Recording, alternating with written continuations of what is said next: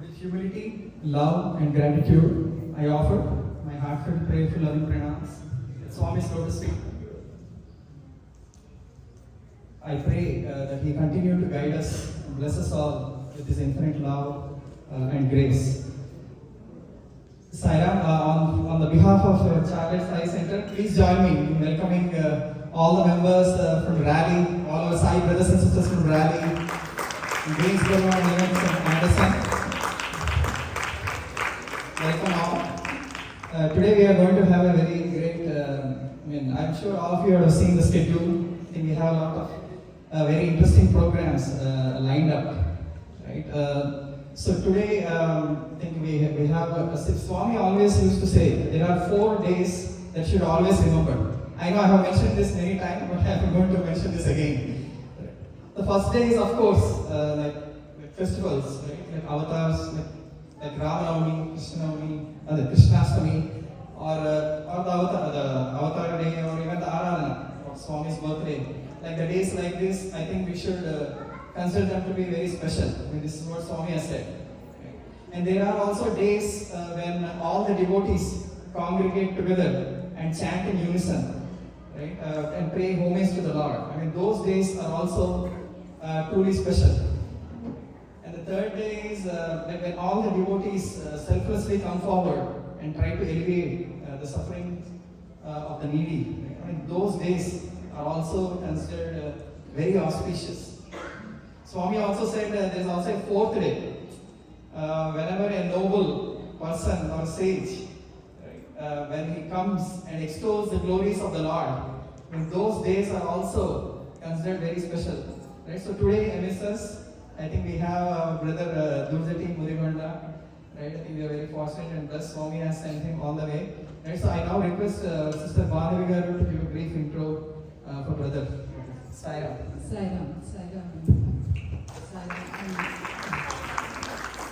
So by the name Brother Dhurjati Garu, we all remember, right? He's famous for his violin. Veena. So Veena is a very special traditional music instrument, only special to India. And so to know more about Brother Dhurjati Garu, he was son of Professor Veerabhadra Garu, and he is also well-known Veena player. And it's very blessing that he learned from his father, and that lineage continued. So there are very special moments of Brother Dhurjati Garu with Swami. So he was an alumni of our Sri Sathya Sai Institute of Higher Learning from 1982 to 89. During his student days there, he was playing Veena for the bhajans, so in the divine presence of Swami, and also he got opportunity. It's a very rare and blessed opportunity to say, to play Veena for Swami when he is doing darshan rounds. I know we are well versed with this music, right? Because everyone will be chit-chatting at the time of darshan. Once this Veena sound starts, okay, Swami is coming, that's what we think. So now we will remember Brother Dhurjati Garu, who is the composer, right? Yeah, he was very blessed person to say. Okay, he also had part of Sai Orchestra at his school, college. So he also performed along with the reputed professional musicians as part of that orchestra group. And he was he also led orchestra for like alumni. He offered that in 2019. So Dhurjati Garu is he did his masters in Sai College, and he is currently working with a R&D department in Ohio. Thank you all. I know you are all waiting to hear from him. Please welcome Dhurjati Garu.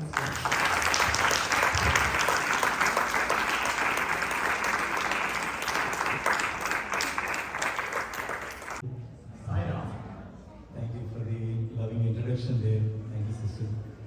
And thank you, Sathya Sai, for first of all for giving this opportunity for me to be part of Swami's Aradhana Day celebrations at Charlotte Sai Center.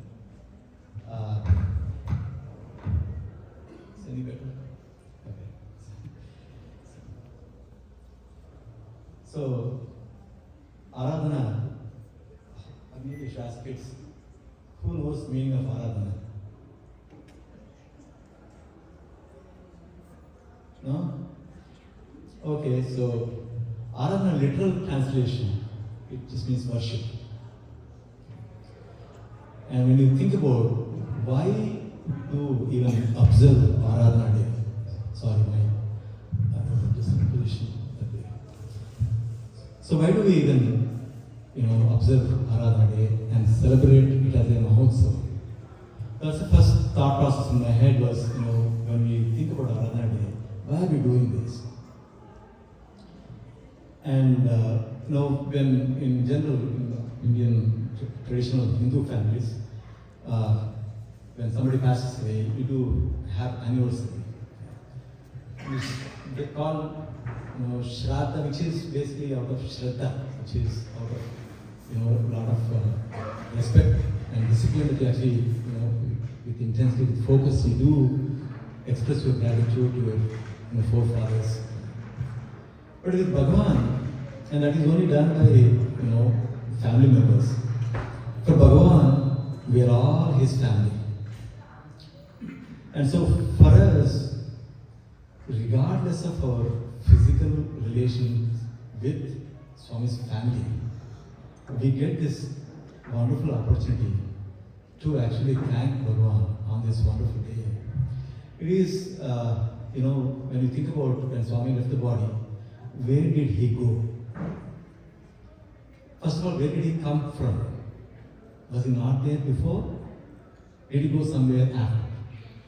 When you think about that, the answer is obviously very simple. He has always been there. He will always be there. So what is it that changed for us? For many of us, really not much. Because that Swami that is accessible to you in our heart, he continues to be accessible to you even now. In fact, in Satyam Shivam Sundaram, I will narrate some stories. Trust me, I'll have some theme by the end of this talk. Until that time, it might feel scattered. But, Kasturi Garu, who wrote Swami's biography, was one of the extraordinary human beings, but more than that, he was an extraordinary devotee. And we had the great good fortune of listening to him on many Thursdays at our school. He would come there to give satsang. And Kasturi Garu would narrate these stories that he witnessed firsthand. And his narration itself is such a marvelous experience.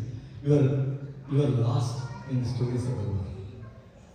And when he talked to us about Swami's visit to Africa, he was narrating this little incident where Swami was, with all the devotees, they went on a safari. And so Swami was walking, and Swami is generally in a group. Swami is leading the group. Swami doesn't need to be led. Even when he goes to new homes, he knows exactly where the apartment is, as you would imagine. Many people have said that in experiences where Swami said, I'll come to your home, and he would guide the taxi or whatever, the car to exact location. He'll go up the left side, right side, no confusion there. So, anyway, Swami was walking in the front of the group. And then, this is a safari. As they were walking, they were heard of wild buffaloes that kind of comes rushing. And Kasturi Garu said, when we saw that, we went even further behind Swami. We thought, this avatar granted 96 years, but we're not too sure right now because these wild buffaloes are charging towards us. And so he kind of moved away, and that's what he said. And he said, the buffalo comes in front of Swami, and he puts his head on the floor, he wags his little tail like a little kitty cat. Then they get up, they turn, and then they walk. And Swami turns back. He's such a beautiful teacher that he is. He says, Pashu Gurtinchindra, Manishi Gurtinchindra. He says, animal recognized the divinity, not the human. In every instance in Swami's interactions, if we were little bit careful, you grasp the message that he was giving. And every second of his physical presence, he taught. His role he took upon himself as Sadguru, and all that he did was to teach. Not by force. He wanted you to accept his teachings and implement them by your choice. See, Swami's Sankalpa, which is his will, is called Vajra Sankalpa. He said that, in fact, of one of the discourses, Swami said, "Let the entire world turn against me, my will shall be done." That is his Sankalpa. Yet, he also says, I think you may have read that poem where Swami says, "The bird with you, the wing with me," no. In which he basically tells you, we are in this together. We are in this together, and it is a Samyak Sankalpa, which is the will of the devotees and will of the Lord is what Swami is trying to get us to align. And he has shown the direction. He said, now let's align. And once we align, this little, you see, numbers in Sai animation small. I would believe that it is by design that Bhagavan kept it small. Because he doesn't need the entire world, he just needs few people to transform themselves and be aligned with him, so that we can achieve the peace and love that we say that we want for everybody to enjoy. We all crave for it, we all desire for the joy of the world. Every religion, every person, everybody wants that. Every animal, every plant, everything wants joy for everything around them.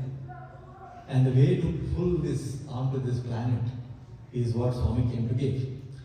And so I asked Satyasai, who is actually a noble soul from whom I have learned, in the little conversations from the last evening, such a wonderful, person. I've asked him, so Sai, can you please help me with, forming my thoughts around what I should be talking about? He said, the theme is, Wi-Fi. I say it's a little weak in my house, but, and I think that Wi-Fi. So we'll go with, with Swami's teachings. It's like sweets. You can take sugar, you can take milk, you can make whatever you want. It'll all be sweet in the end. So theme is also similar to that. But it certainly gives me a structure. So we'll talk about a little bit, wonderful talk actually, wonderful topics. So living with Sai is true education. And I have to narrate a few stories. Sai, you have to keep time for me. So if I speak more than what I'm supposed to, the blame goes to him. So give me 10 minutes before it ends. So I have to narrate a few stories because these are life transformative for me. It also shows the love and kindness of Bhagavan. And it also shows that every one of us is equally important for him. There's nobody small, nobody big, everybody is equal to Bhagavan. And every one of us, he reaches out in a different way. And that's my story too. So growing up in a little town, there are so many stories, but I'll start with how we came to Swami's school. So I wanted to be part of politics a little bit when I was growing up because my friends were in it. So I said that's a cool thing to do. So I wanted to be cultural secretary when I go to college, and I was already admitted. They said, "Oh, this is going to be a cultural secretary for us because I should play Veena." And so I was all set. And at the time, one of my close friends' father, we moved away from the town. We were not in touch for 15 years or so, or 14 years or so. He sent an application to Swami's higher secondary school, for joining the 11th class, intermediate first year at that time. So the 11th class, he sent an application because he wanted his son to go there. And he thought, well, my son will go here, this guy is his friend, so both of them will have at least some company when they go. So that was the thought process. Mind you, I was already set on trying to become a cultural secretary, and I was already into, very well set with from what I thought life plan.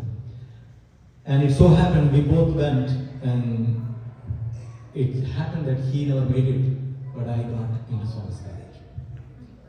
So okay, now we are too far away from parents, about 10 hours. So we used to write postcards, to parents. We didn't have a telephone at home. And so Swami became, I didn't know anybody, nor did I know English. And I was telling somebody, my children refused to accept what I speak as English, but still, I didn't know even this much English, I guess. So I could barely speak. Ravi Mariwala was my classmate, and so they helped me a lot. And so we started our journey. Then my father asked me, when you get a chance, ask Swami that you will play Veena in his presence. And my abilities to play Veena are primitive at best, and I have not learned properly, and I don't know much. This is the truth. And I knew like 6 or 7 bhajans, and I could barely play with any sweetness in there. But the chance was to play in songs. It is not a competition, nor was it a talent show. So we said, Swami, I'd like to play Veena in your presence. And Swami made fun. He said, in Kobarchete Kuvainchu. So Swami, he makes friendship. He makes friends with you. Because see, Swami doesn't, in my perception, is that Swami wants us to take things from him, not ask things from him, not to beg. He wants us to be on equal level with him. He is giving us that opportunity. He says, if you need me, you deserve me. Not by karma. Karma, you will never deserve Swami. But if you need it, you deserve it. And in fact, that interview room was called Korikal Gadi, which is wish-fulfilling room. People would go and ask, Swami, I want this, I want, son's education, daughter's marriage, whatever he asked. Swami granted that. It's amazing that he called that wish-fulfilling room for all the seeing and desires that he talked about. Yet you know that his focus was to teach us what to desire, how to desire. For that you have to start desiring first. Then he teaches what to desire. First how to desire, then what to desire. And I have wonderful experiences through all this stuff actually, to narrate. And they're just, it is immaterial who that experience was to, but the experience is valuable for every one of us. So in my case, after a couple of years of playing Veena in Swami's presence, I was walking with my Veena. I used to carry the Veena every day from the hostel to Mandir. So I was carrying the Veena after the Mandir near Ganesha temple. One of this elderly person, I guess now my age, at the time elderly person. So he stops me. He says, oh, so you are the boy who plays Veena. And I said, sir, what about it? He said, well, a couple of years ago, I asked Swami if I could play Veena. And mind you, this was the time when I was doing my 10th grade. I was not even ready to apply for it. Then Swami looked at me and he said, Ma, what was not what wise that? That's what he said. My boy is coming, he'll play. But see, as I said, my abilities to play were not even primitive, because I'll tell you the reason too. And so it is not about the Veena playing, but it is about his plan. His plan is meticulous for each and every one of us in everything that happens in our life, period. Good, bad, ugly is our labels. It's all good from his perspective. It is all for the best for us that was needed, that's what's going to happen. That moment might be painful. He gives you the strength to bear the pain because there is a greater good in bearing that pain. And he also reminds you in the great joy, he reminds you, if you're sensitive, he reminds you who gave you, who blessed you with the joy. And those are the moments, a sukshma buddhi, in Tagaraj Kirtan there is sukshma buddhi is the word that he uses for Lakshmana. So it is the focused intellect is a subtle intellect. That's what maybe the right translation, but whatever. In the end, if you're very carefully observing Bhagavan, then you recognize his hand in everything. Let's say you ask, oh, if I don't see, does it not happen? You bet it happens. Whether you believe in Swami as God or not, or whether you believe in somebody as God or not, it doesn't matter. He takes care of every one of us, period. But when you recognize that it is Swami who's doing it, the joy is extraordinary. And for people who have had the wonderful blessing that he actually gave, is to see him in physical presence. That's extraordinary. Extraordinary blessings that he showered on all of us. We still get to see videos of Swami, and it's no different. You get to listen to Swami's voice, no different. But so that really shook me, So I thought I was going this way, and then this was random. My friend's father thought about application, he sent by random. Nothing was random. Nothing was random in this whole thing. And that, I think, was one of and the way Bhagavan unfolds, the whole story unfolds in front of you is magical. It's like a little movie that is being played in which you happen to be a character and you don't know the full story. And it's just beautiful, actually. So this is how my journey started with the Swami's Institute. And I also wanted to talk a little bit about what you see from Bhagavan when you see him physically close, especially for, actually I should say young, but for everybody. Swami, when you see, being the Lord of the Lords, when he took over a project, let's say a hospital or any other schools, he has always made sure that he does the whole planning and he executes the plan. And he doesn't rely on anybody other than himself. For each one of us, that is actually the way to do. You rely on yourself. Because the Swami is inside us. You don't have to lean on somebody and say, oh, I've offered everything to Sai Baba Garu, he's going to take care of me. Yes, he does take care of you. But he has also given you intellect, he's given you all the faculties, he's given you everything. Use it. Rely on yourself. And Swami says, independence is inner dependence. People who can depend on their inner selves are the ones who are truly independent. The rest of us are dependent people. We are dependent on so many things. So when you want to start becoming independent, that is what you do. So you learn that from Swami. You learn that he walks like a lion and he gets things done. His will is 100%. When he sets his mind on getting something done, it shall be done. Once it is done, there is no looking back. Music programs. He used to have music programs. And planning is another part. Swami planned a lot. We could say, why don't he just will it and it can happen? Yes, that's what the word came to. That's quite different. For us, he's giving you an example. You plan. For a program, you plan 6 months ahead of the time. You picks the songs, sequences the songs, looks at ragas, looks at speeds, looks at even the meaning. Looks at when we picked up movie songs to be sung, because movie songs can potentially sound towards God, although they are not written that way. And one time I remember this, one boy wanted to sing a song. Song was beautiful. Swami said, everything is good, but there is something that's wrong. And he kept going back, and he would not say what it is. Come to find out, in the movie, although the song is about Krishna, in the movie, the song is on, some other, it's a romantic song. So when it is being sung in Swami's presence, people who have seen that, you'll be reminded of that.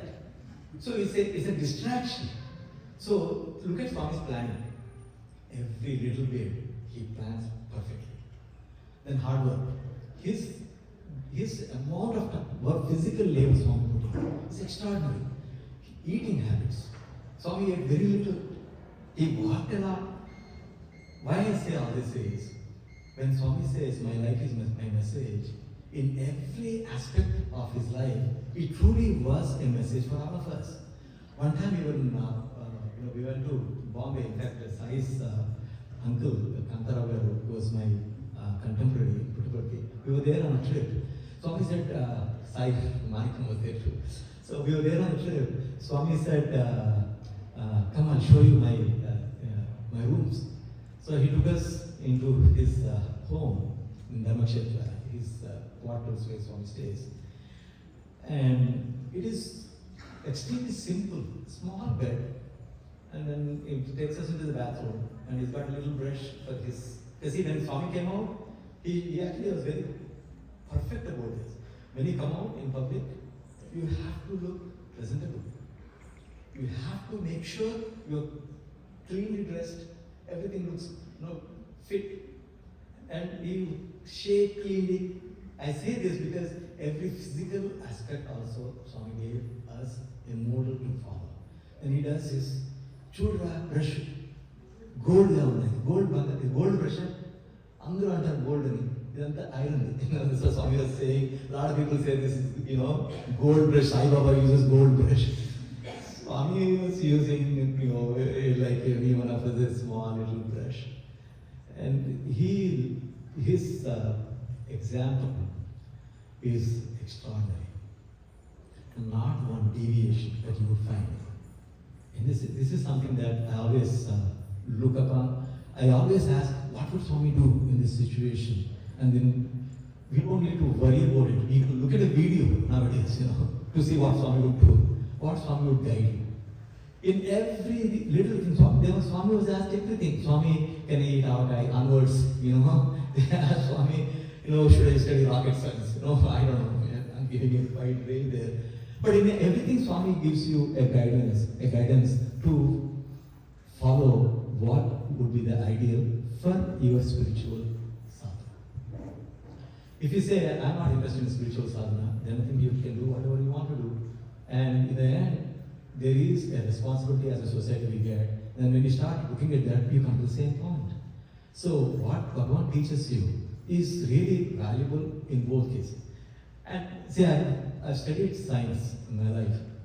Admittedly, I forgot most of it, so I shouldn't talk too much about it. But science starts with negation. And you say there is no gravity, for example. Until the apple falls on your head, you say, man, there's something falling from up and down, so there must be some force. So you start with negation. Then you see things that break the negation, then you say, oh, that means there could be some possibility. What Swami teaches is the reverse. You start with faith. You start with assertion. You say, there is God. With that assertion, you get experience. With that experience, your assertion is proved or it gets strengthened. And this cyclical part of positive faith and a grace-based experience, when you're sensitive, it develops into a wonderful tree. So when you're young, nascent devotee, you protect your faith. Because you don't want, Swami says, it's like a little plant. When there is a little plant, a squirrel can eat you up. When you are a big plant, generations of squirrels can live off you and nothing will happen to you. So when you become strong, nothing will affect you. But until that point, you protect yourself. Same goes with discipline. Now, Swami, it's beautifully, in everything that Swami teaches, and I get goosebumps when I think about this. It's such a consistent message. Swami says, for an organization that is promising freedom from everything, does it make sense to have any rules? Isn't it more constraining? So think about that statement that Bhagavan is making, because in Sai Arnesham say, man, you should come at 9 o'clock, you should sit here, you should sit there, and no singing. I mean, we do all these rules. He said, when you train your mind, when you reach the perfection, then all rules are off.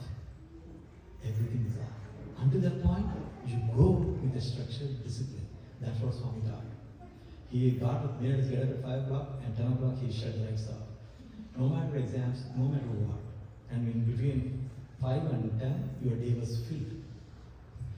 I mean, we didn't have internet. We had tape recorders for the kids who don't know what they are. Talk to me later on. So, but Walkmans, tape recorders, that's what we had. And even that was very limited. Bhagavan created a model for us to figure out how to receive what he came to give.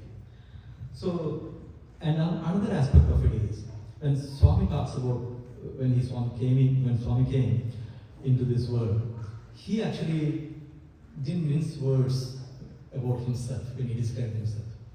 He said, "This is Sri Satyasai Sat Chakravarti. He is the Lord of the Lords." We didn't have to test him and say, well, he could walk on water, he flew in air. We didn't have to do anything.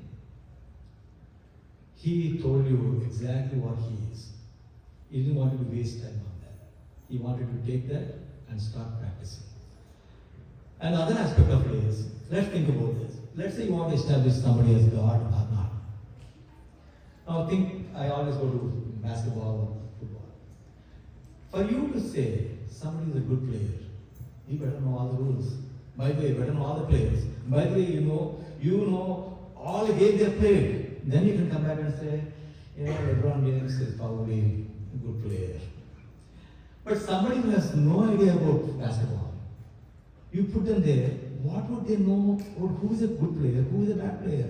Maybe the guy who puts the ball in the basket is a bad player. I mean, how does he even know? When we think about accepting somebody as God or not, we are in that role where we have no clue what we are doing. We have no idea how to judge somebody. Even people, but lost with God. How do you come up and say, Satyasai Baba is God or not? You have zero idea. Swami didn't waste time on all that stuff. He said, I'm the divine, I've come to help you. So take my help and redeem yourself. And to that extent, then he also talks about us also actually, how chanchala, how fickle our minds are. When we were of this age group of kids, we used to sit in Swami's discourses.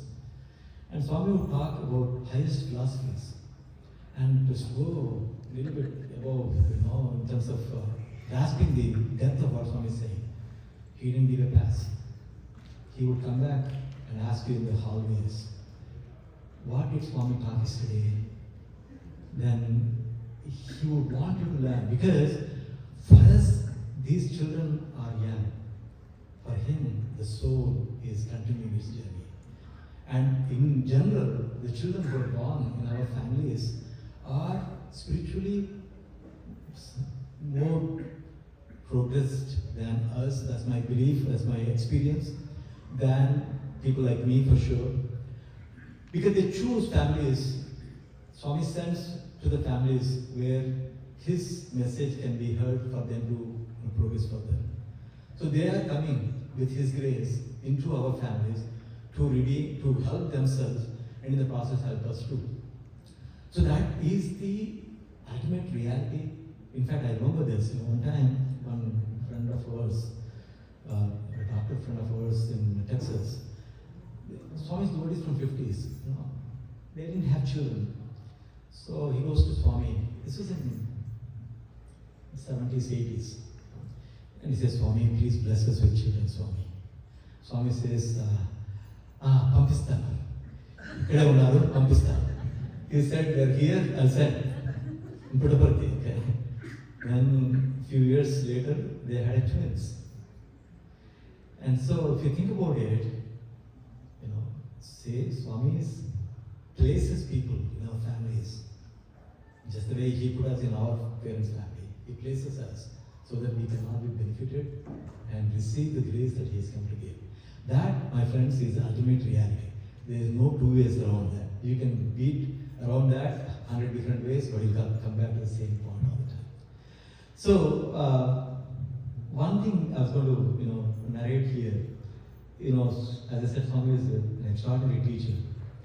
When he came to corridors, every evening, Swami would walk in the corridor after the interview or before between darshan and interview, to talk to students. Students was just a lucky bunch that Swami picked. But the message is for everybody that he communicated, so obviously. And so, but it's such a joy to have witnessed that. And one day he came. How it's so, everything is so important, so beautifully taught. And Swami is walking, and he says, what did you eat? And he says, Swami, idli, whatever. I can't remember the exact word. Idli or something. Swami said, food బాగుంటే head బాగుంటుంది. Head బాగుంటే God ఉంటాడు. So this food will give you, good food will give you good head, means mind. Good mind will take you to God. In that one sentence, he teaches that food is extremely important and it better be something. He asked me one time, he said, white potatoes tintava? And I was not too sure what white potatoes meant. Egg tintava? I said, yes, Swami, Swami. He said, that's what he told me. Obviously, it was a message for me. But my point is that in every little detail, one time Swami came and said, what were you thinking? He said, no, not what were you thinking. He said, 10 o'clock last night, bad thoughts. This is what Swami told. So, his witness to every thought that passes our head. And every thought, does it not happen with his will? Yes, it happens with him. But he gives you his will to change it. That's where the Samyak Sankalpa comes in. Where he says, take my energy. You can go on this path. It's unbelievable. It's unbelievable how much Bhagavan, takes care of each one of us, one-on-one for each one of us. You look for it, you will find it. There's no question about that. Puttaparthi as a physical place is extraordinarily powerful. Just because the Lord walked on every sand grain there. It's an extraordinarily powerful place, and you go and if you tune yourself into that, Veena is when you play one string, if you tune properly, the strings that are in sync with that note, for example, if you play Sa, and let's say you tune another string to Sa, when you play this one string, the other string will automatically resonate even though you have not struck it. Even though you have not struck it, it will start resonating. You can test it out. In fact, it's a physics experiment. And this is what they say about satsanga. Satsanga, why is it satsanga important? Why is it important to be in divine presence? Just by being in divine presence, would it give you the benefit? Somebody asked Swami, I've been here for a long time, would I be benefited? He said, my room, there is a fan, there is a chair, there is a window, there is a bed. You think they'll be benefited? When you tune into me, that's when you get benefited. Your mere physical presence in Swami's, it might do something. I'm not, at the level to judge on that statement, but Swami's guidance is that you should be tuned in that. And when you tune yourself to the Master, just like that little string which is tuned, even though you are not able to be struck, you will be resonating. You will be making the same note as the Master is doing. That, I was playing Veena one day and I thought, man, this is what they mean by satsanga. But you have to tune first, that's important. I'm still trying. I'm a few notes away. But it is something that we all have to think about. It's always one-on-one. I remember one time Karidar Swami was walking in front of us. I was in my 11th grade. And Swami comes, maybe 12th grade. Swami comes and he asks a boy, he says, math test, how was it? How did you do math test? He says, how many marks? Swami, 96. Or 96 out of 100. He was very, beaming with joy, 96. And Swami says, 4 what happened to the 4? And then there was like a balloon that was burst. And I thought, man, that's amazing. He's not happy with 96. Then he comes to somebody like me. He says, how many marks did you get? He says, 72, Swami. He said, bunch of problems, I think, man, this is not fair. He got 96 and his bubble was burst. He got 72 and he's getting a farmer's car. But you see, the truth is, the guy had capacity to get 100. This guy didn't have capacity to get 72. In each instance, he wants you to compete with yourself, not with others. Every time you compete with yourself to get better at than where you were before, that's all is the end goal. It is never about others. It is never ever about others. And Swami actually teaches that in that sense. Why bother about anybody else? It's all about yourself. Enjoy the ride. Never care about what others say. And Swami said this too. He said, why do you worry about what others say? He said, some people come and say, Sai Baba Bhattatala means Sai Baba has bald head. He said, is my hair bald? It's got full hair. So why should I worry? No need to worry, just walk up. Then comes another point. Says, Sai Baba Bhattatala means it's a full bush, hair. He says, yes, my head is full bush, so why do you worry? See, in either case, when people say something, there is absolutely no reason for you to react. Unless you think, every time they say something, you think, oh, maybe I should be the other way, because you start doubting yourself. When you start depending on yourself, without you being self-confident, you cannot be a devotee. Without you having faith in yourself, you cannot say, I have faith in him, but not myself. Come on. You must have faith in yourself before you say, I have faith in somebody else. So Swami drills this into your head to make you understand it's extremely important. Now, when you think about devotion, one time we did a study circle on Narada's Bhakti Sutras.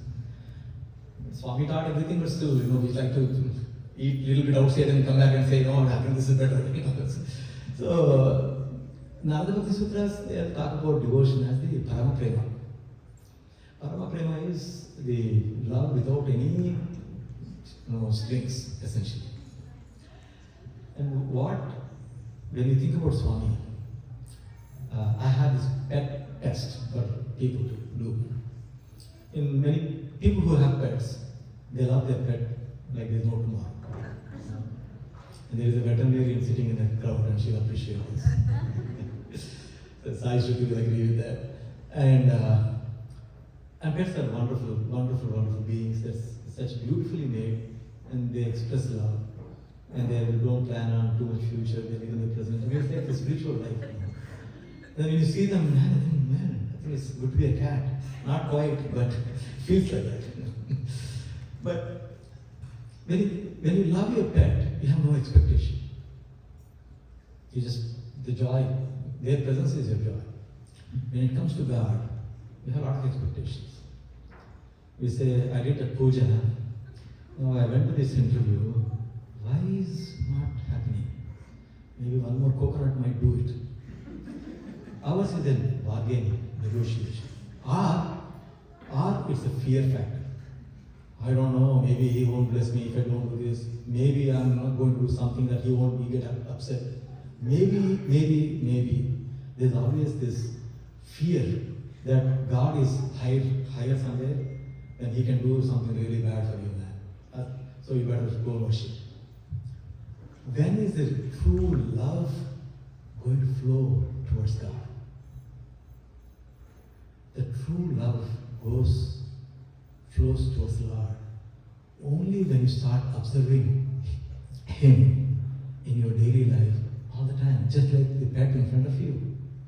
You watch God's hand in everything and you start suddenly realizing what a sweet journey this is.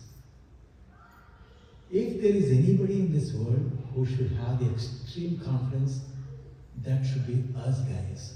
The guys, the devotees of Bhagavan, ought to be the ones who should have the most adventurous spirit, because you know that you have the lifeline. You know that you're being held by Swami all the time. Go jump. Go do whatever you want to do. Go depend on yourself. Use your faculties the fullest. This is what, live like a lion. Be lion among people. That's what Swami expects us to do. Not passive. I'm not saying in an aggressive, arrogant manner. But I'm saying as a person who can totally, exploit your faculties, you must go that way. don't ask other person, did he do it? Did he? It is immaterial who did or who did not. It is your journey. Embrace this message. Validate for yourself. Then jump into the world with that. That, I think, is what Swami taught. Look at his example. He jumped in with no education from our perspective, although he taught Vedas to all of us. And it's mesmerizing to see how beautifully Swami explains everything. When you read Vahinis, it is so dense. Each page takes time to even understand what Swami is saying. Then it has layers and it becomes mind-numbing actually. So, Bhagwan's teachings are amazing. You can get how much ever you want out of that. So this part of his teaching, he continued all through.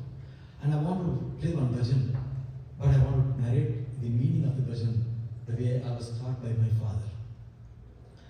And this is about the first bhajan, Manasa Bhajale Gurucharan. Some of you may have heard, but I still would like to narrate this if you have not heard it. Because it's such a beautiful stuff. Because as I mentioned, Swami's message has been crisp, clear, no waste of time, get to the task, get it done, keep moving. That is like an extreme perfectionist manager, you know. When he first declared his avatarhood, what was the first version? Maybe this should be able to tell us. Full points to you. Manasa Bhajale Gurucharanam.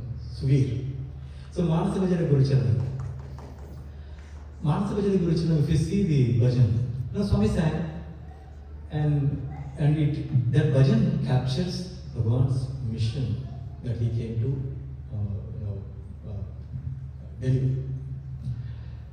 So the first line starts with the Manasa Bhajale Gurucharanam, which is Manasa means mind, Bhajale means worship, Guru is master, teacher, Charanam means feet.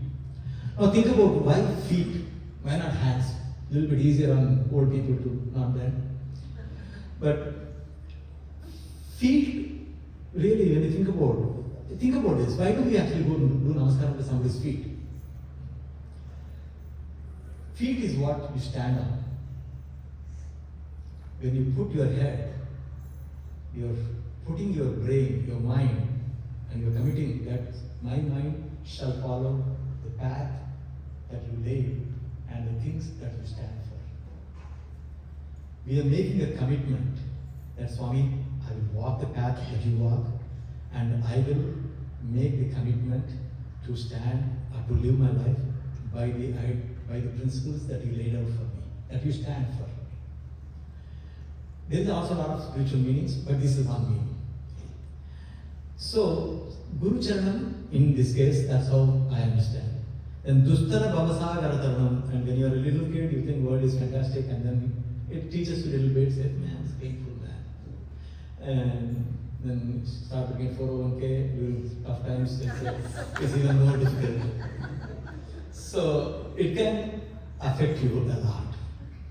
World will affect you a lot, because that is the purpose of the world. Nobody in the world is ever going to be happy, no matter who it is. Multimillionaires, billionaires, paupers. It's immaterial. This is separate, that is separate. You are bound to go through your experience of life. That shall be done. So this Dustara Bhavasagara, Swami says, it is hard to go through life, especially without Guru. Then he says, Guru Maharaj, Guru Jai, Sainada Sadguru Jai. As I said, he didn't mince words. He said, I'm the Sainada, I'm the Guru, worship my feet. Not out of some pride, obviously, we are little things, so he to help us. Then he says, Om Namah Shivaya, Om Namah Shivaya, Om Namah Shivaya. In that, he gives you Panchakshari mantra from the Guru to every person on the planet that has come to Swami's fold. He removed all the restrictions that this mantra should be sung by these people at this time, only this many times. He removed all that stuff. When he did Upanan to all of us, he said, Mood Sar, Gayatri morning, Mood Sar afternoon, 3 times in the evening. Good, that's good. Then you do one Gayatri and you do bath, it becomes Abhishek. He made it so simple. And that is his teaching. Then It says Arunachala Shiva, Arunachala Shiva, Arunachala Shiva, Aruna Shiva. Because Arunachala is very special. Because Swami brings this out in the first bhajan itself. Smarane Devatu Muktihi is Arunachala. Means the moment you think of Arunachala, it grants you liberation. They say if you're born in Tiruvayur and then if you die in Kashi, and if you think of Arunachala, you shall be liberated from the, your Janma cycle. So in that, he's giving you that, with chanting Om Namah Shivaya, you shall be given the liberation. Then for people who we think moksha is some other achievement, he says, I'm working on my moksha, I'm almost there kind of stuff. So, some people will take it as I'm the ignorant one, I should talk about myself here. You think moksha is another degree that you should pursue, that there are so many tests, and once you pass the last test, I'm liberated and I don't know what you are, so it's all your problem. And obviously that is exact opposite of moksha that you're looking. But it feels like that. A lot of people say, you're almost there. So Swami says, Omkaram Bhava. What is liberation? You merge, you become one with Omkara. That is liberation. What does that mean? That means you become part of everything. Now think about that. That means, man, I'm going to be part of everything now. I'm better be myself. That is a lot easier. See, when you always are insecure and want to be dual, do not want to be part of the world, you have no idea about what moksha is and you don't even should be talking about moksha. But Bhagavan actually gives us enormous clarity in one minute bhajan. And I should say this, mantras, when bhajans are going, used to go on. And I had this wonderful opportunity to sit in Swami's physical presence. Then during bhajans I used to chant mantras. Because I thought that was superior. Because you learn mantra, you can chant mantra. Mantra is superior to bhajan. So one day, Swami called me and said, bhajan time lo, yenti mantra chanting? Swami is asking, why do you chant all these mantras? Because he sees my lip movement. That's what I was thinking. Obviously, he knows me inside. He says, he showed a Vedic scholar. He said, you see that person? He chanted mantras all his life. What did he achieve? Nothing. Because that mantra has to be chanted in the right way. And what is the right way? Mantra, Swami said, at the time Swami said, Hrudayamlonchi neeku vinipinchali. Your mantra, not Vedas. Don't mix up with this Vedic. Vedic chants are different. But mantra, like Gayatri mantra, that should be heard in your mind, not uttered physically. It is the start, physically start.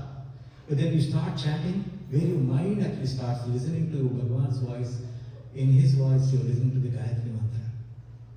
And it's amazing practice because for that to happen, all your senses have to be turned off to zero. Then you start hearing the mantra. That is the mantra what Swami is talking about. Mantra atla undali, that's what Swami is saying. And there's so many wonderful stories there. I'll narrate one more story. I want to play, maybe I'll play 3 verses together, that way it will be continuous. So, this is the devotional part that he was teaching. So as I started living with Swami's education, devotion is part of the education, obviously. There are 2 experiences that I witnessed I want to narrate. The first one time, Swami used to give interviews in the evening and morning, most of us knew. And his interviews, Swami would just stand by the door, and then people just walk in. And then, and it's amazing, when they walk like this, normally people, they walk like that. And after the interview, you see them come like this. It's amazing. That 2-3 minutes of conversation that Swami has, it transforms people. It's amazing. It's an amazing experience to just watch, actually. Anyway, on that day, they opened this both doors to interview room because there was a gentleman who was being, taken in a wheelchair. And so they opened both the doors, otherwise they would just open one door of Swami's interview room because it's big enough that you can just walk through. They opened both doors and then they pushed the wheelchair and this gentleman was going inside. Then when he came out, he was pushing his wheelchair and he was just walking like that. Wow. And it was amazing. It's amazing for us because we didn't know what happened inside. We were just outside. And then other people saw us, this guy went in the wheelchair. When he came, he was pushing his wheelchair. And so Swami comes and the bhajan boys were there. And I was also pretty close to when this interaction happened. And one of these boys was saying, Swami, it's Sakshat, Paramathur Swami. You were able to fix, you fixed this gentleman's by your, mere touch. And Swami looks at him. Such a beautiful message. I still have goosebumps. And he comes, he says, he touches this guy on his back. I touched you, nothing happened. I touched him, he walked. Power is saying, faith is different. And it's such a wonderful thing to remember always. His grace is there on every one of us equally. Nobody gets more, nobody gets less. We all have in equal proportions. Because Swami is mother. And mother does not make differences between children. She treats children differently. But they are not different in her heart. Swami is the exact same thing. He treats people differently. Some people, like me, maybe have to deal in a separate way. Then some people who never, had to be brought in his presence. In fact, one time Swami said this, Swami came to hostel to talk to all of us. Then he said, a lot of you boys, you think you are special. And he was brutal, honest conversation between Bhagavan and us. He said, you think, some of you think we are very special because Swami gives you a lot of time, Swami gives you a lot of importance. He said, when you go to hospital, if you get a little cut, nurse will come, she'll put a band-aid, she'll say, oh sir, you're done. You get a little bit more, then the compounder will come, will give you an injection, then you go. You are in serious trouble, you need heart surgery, and the lungs need to be changed, whatever, kidneys need to be changed, whatever. Then the doctors have to come. He said, I am the doctor, you are the patients. You need to be fixed a lot more than others. So don't think that you are something special here. Bhagavan brought you out of kindness so that he can actually fix you. Since I was in the group, I belong to that category. Others may not have been there, other students, and probably they are not in the same boat. I certainly was in that. But it's always important to remember, His grace is equally on all of us.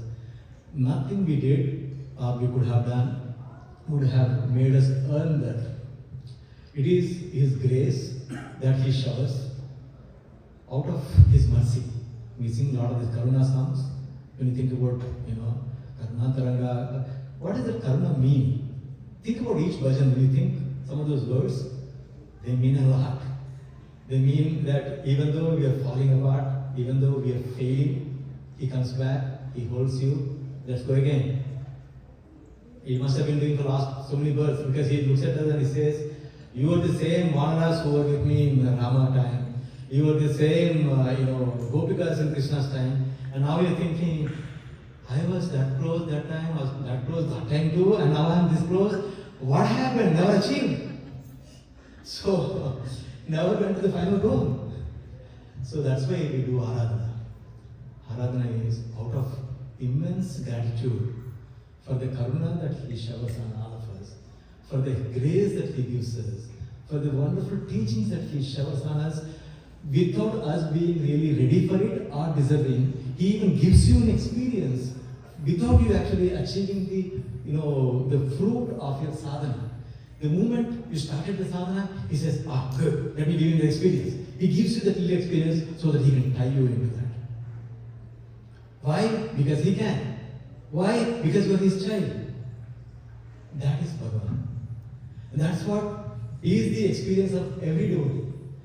You can listen to Swami's miracles and say, oh, he was something special, he did this, he did that. It's not true. But the real miracle is what Swami gave to all of us. Didn't change the traditions for any religion or for any one of us. Preserved the tradition, integrated the meanings for us to understand, and inspired us to practice that tradition. Sai, I think. 5 minutes.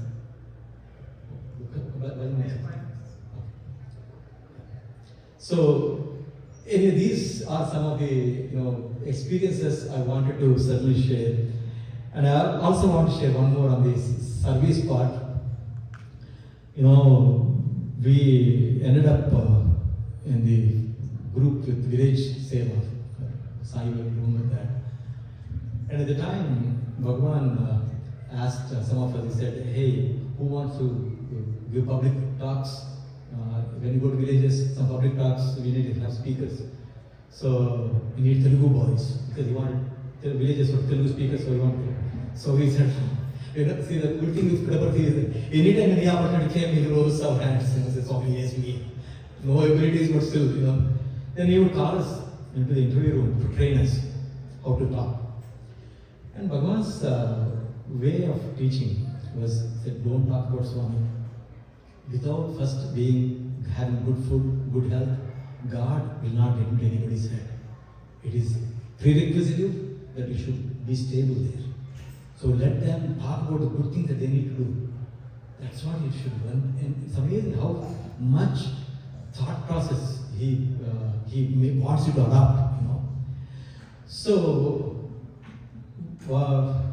one other thing I should mention too. A lot of things that I narrated was in Swami's physical presence. But when I was 4-year-old, we used to live in a small town near to Hyderabad. And in the town, Swami's grace was felt in most families immensely. And Swami was seen in many homes by devotees who they would have conversations with Swami. Swami, coffee techeda, and Swami would drink coffee. You couldn't see, but they could see. It happened. I'm not making anything up here, obviously. And I'll tell you the reason. In our own home, my father wanted my brother to have Aksharabhyas, which is the beginning of beginning to write letters. And on that day, my father puts a slate, mother, father, both of them put a slate in front of Swami's photograph, the Swami Aksharabhyas. They come out, they close the door, they go back in after some time. On that slate was written Om and Om Namah Shivaya at the back. Where is Bhagwan? And there is an incident about a devotee, Assamese devotee in World War I time, I think. Like before Swami was born, where the gentleman comes and saves him. This is in Satyam Sham Sundar, you can read that. Bhagwan continues to be there for us. Anytime and every time. And one time, I asked my mother was sick, my father sends me a telegram, says, "Mom is very sick, pray to Swami." And we didn't have a phone, how did I get this telegram? So I went and sat in front of Swami in the line. Swami comes, and most of the times he would look at me, but on that day he didn't want to look at me. He didn't want to look at me, he just walked off. And I cried my heart out. I thought, that guy got cold, you gave vibhuti that day, this guy got whatever, he got that. But to me, when my mother is sick, you're not even going to respond to me. This is unfair, Swami, this is not right. This is not how others should behave, So, I was going through an extraordinary amount of churning in my heart. Then Bhagwan comes back, he still doesn't look at me. Then he goes, I still have the telegram in my hand, and this time I really had tears in my eyes. Then he goes back, then he from the back of the Haridas, he says, "Hey, Dhurjati." Then I go to Swami. The Swami says, "Ammaki angina, everything will be fine." And he gives vibhuti. Then as he said, send it, and mom has been fine. It's been 30, 40 years now. And I was thinking, why did you have to put me through this journey? If you are going to create vibhuti, you could have just done it on the first time. I didn't have to cry all this stuff, spend half an hour, complaining about you. You could have just come there, give vibhuti, and you would have been good, you have been good, I was good, everything is good. It was not to be the case. Because when you go to a doctor, you don't go with an expectation. This doctor, I'm going to the doctor, and you go tell the doctor, you write penicillin for me, okay? Apparently, you don't need doctor. When you go to doctor, you present your case. You wait for him to give you a prescription. And this doctor knows how to fix both. The person who is asking, the person who needs the help. He does both at the same time. So that is Bhagavan. He is a teacher that never lets go. Swami said, once time you say that I am yours, you come back and say, Swami, I changed my mind. I am really not yours, I changed my mind. He said, you have no option.